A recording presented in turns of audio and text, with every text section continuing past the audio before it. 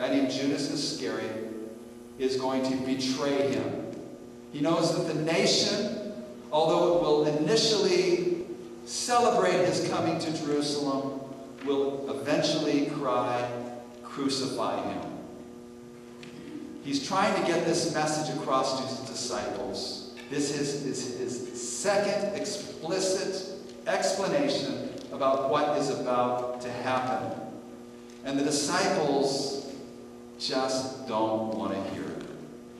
They have a thing that my children have. It's called selective hearing, selective listening. And they, including Peter, are trying to talk Jesus out of this nonsense. And Jesus is trying to talk them into sense, saying, if you want to follow me, you've got to take up your cross, follow me, and lose your life as well. So they're coming back to Capernaum, which is now the new headquarters for Jesus. It's the home of Peter. This is probably Peter's house. And right up to Peter comes the tax collectors, the IRS. The Internal Revenue Service is knocking on their door. Now, in the Old Testament, there was a tax, a temple tax, that amounted to half a shekel. It was actually not a temple tax. It was given in the days of Moses, so it was a tabernacle tax. And it's found in Exodus chapter 30, verse 11 through 16, and Exodus 38, 25 through 26. And so this tax was being perpetuated even in Jesus' day with the temple. And Jesus makes some profound political policy statements in this text.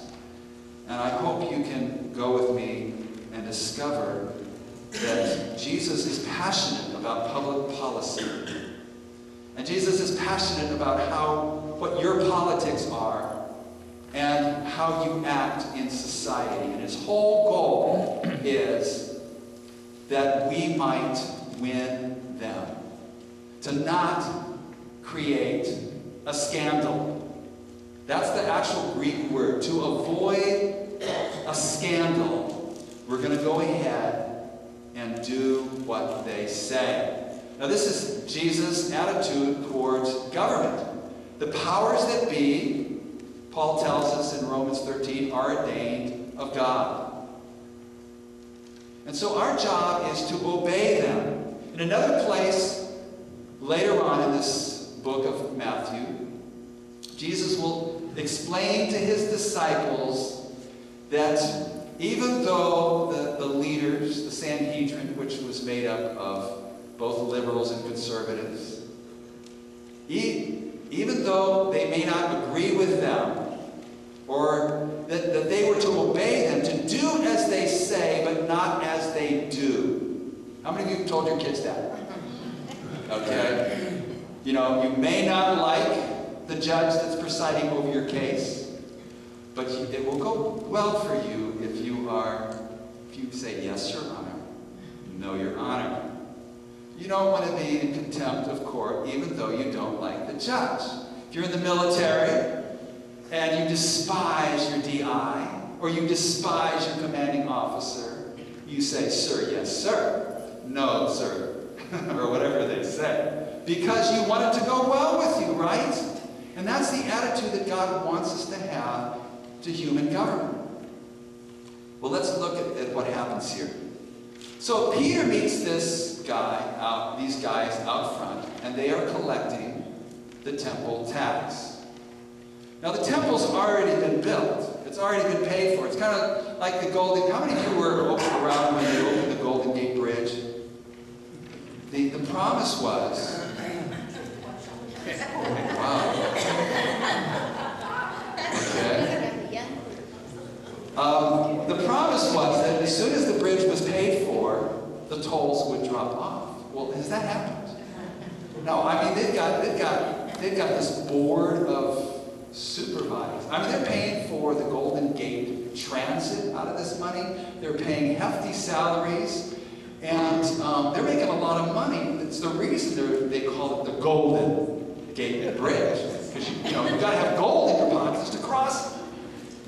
And so, the temple of Jesus' day was not even what Moses actually set it up for. He set it up for the tabernacle. To build the tabernacle. Well, it was Herod's temple. The temple was built. And here they are. And who is Jesus? Who is Jesus? He is the one that owns the temple. It's his temple. Remember, he said when he entered it, he said, "You have made my house a den of thieves." Now, when you go to your house and you own it, who do you send your mortgage to? Who do you send your rent payments to? Do you? No, you own it. You're free, right? But when you leave and you rent it out to somebody, I pay $1,000 a month because I don't own my house. You see, who goes free? Jesus said in this text that from whom do the kings of the earth take customs or taxes? From their own sons or from strangers? What is it? It's from the strangers. In other words, the natural-born citizens go free. I kind of like Oregon, the state of Oregon. Do you know that there's no sales tax in Oregon? But do you know that they have a very high room tax? What's the room tax in northern on the coast here? What percent? 11% room tax here on the coast. Why? Because it's the visitors, it's the strangers, it's the aliens that need to pay the way. Because we built this city. It's our fathers and our forefathers and mothers that built this city. And Jesus' point is that the Son should go free. And everybody else pays. Now, how would that change public policy in America if we actually practiced that? Would our taxes go down? They should. They should. And what would happen at our borders? Wow. Well, in America, we do it different. We pay high taxes.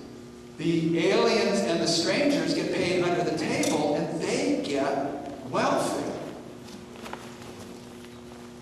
In America, we do it a little bit different. When a man rapes a woman, we kill the baby, and the rapist goes free. Do you see how we kind of turn things around? In the Old Testament,